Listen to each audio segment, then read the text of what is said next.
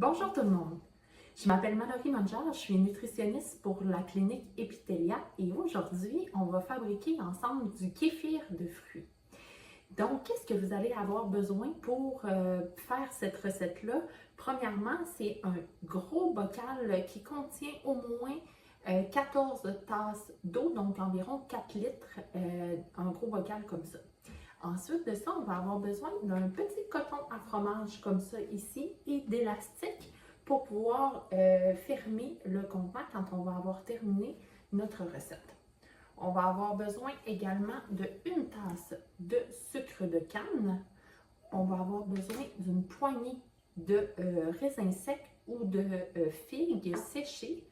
On va avoir besoin de un agrume pelé et tranché. Moi, j'ai choisi le pamplemousse parce que c'est mon agrume préféré. Et on va avoir besoin, évidemment, de grains de kéfir de fruits.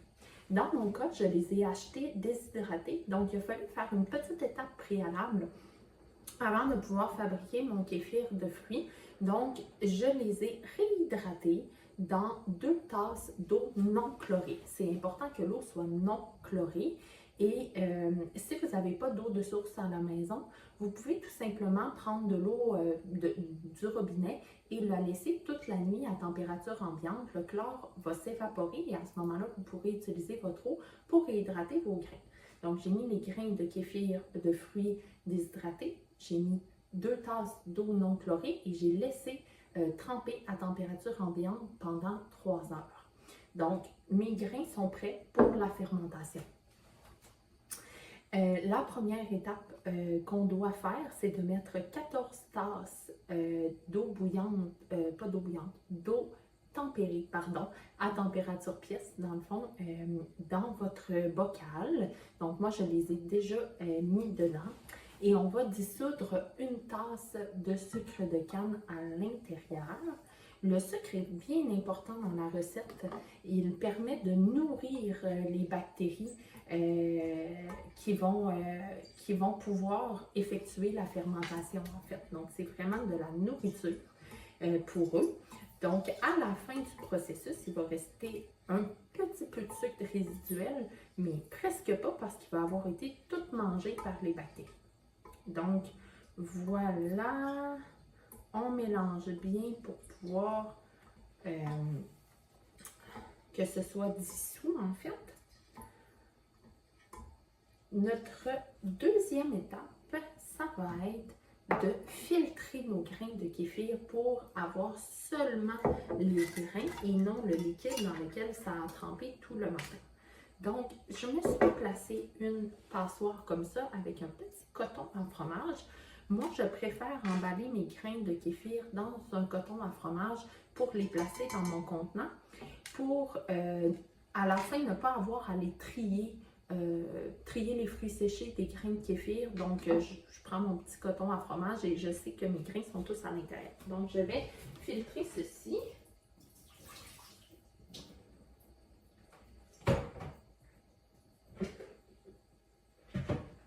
Voilà.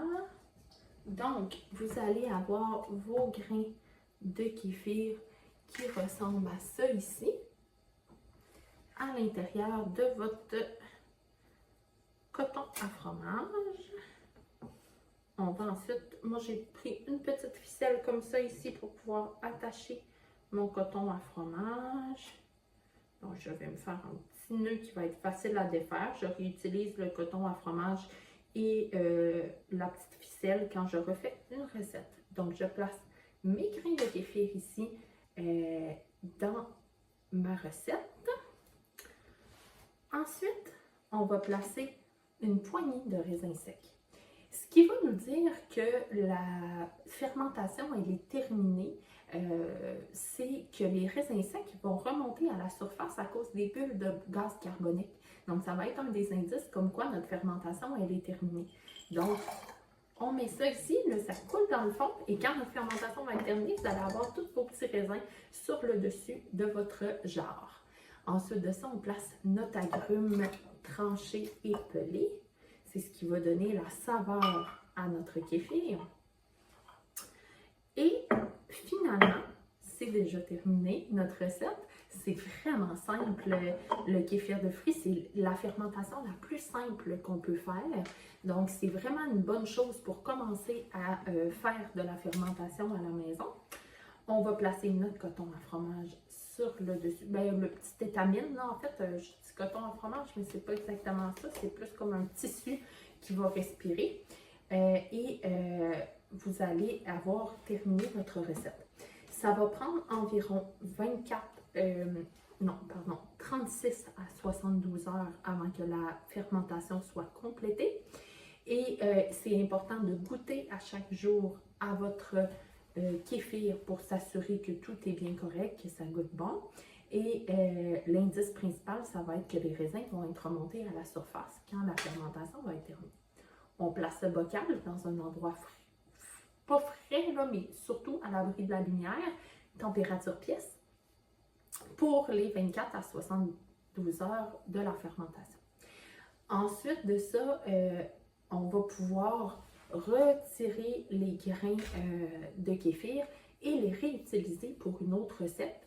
Ou encore, si vous souhaitez pas faire une autre recette tout de suite, vous pouvez prendre de l'eau avec une cuillère à thé de sucre et conserver vos grains de kéfir comme ça au réfrigérateur pendant 3 semaines maximum.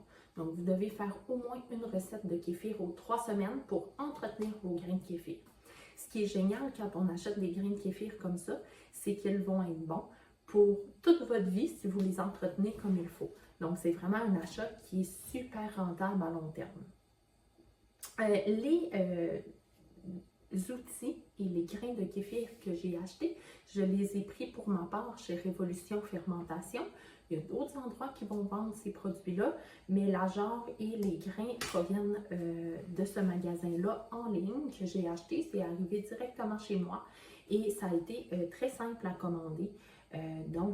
Voilà pour notre petite recette de kéfir de fruits. Donc, j'espère que vous allez aimer. Donc voilà le résultat final. On voit que le liquide est brouillé. On ne voit plus à travers. Hein. On ne voit même pas le petit sac de kéfir que j'avais fait là avec du coton à fromage initialement. Donc je vais pouvoir le retirer et placer mes grains avec un petit peu, un 5 ml de sucre dans un petit peu d'eau pour pouvoir les conserver jusqu'à 3 semaines au réfrigérateur ou faire immédiatement une seconde recette de kéfir. Donc, vous voyez, comme je vous le mentionnais, tous les fruits sont remontés à la surface ainsi que les raisins. C'est ce qui nous indique que la fermentation est complétée. Et voilà le résultat que ça donne. Donc, je vous souhaite une bonne dégustation et au plaisir de se revoir pour un autre atelier. Au revoir.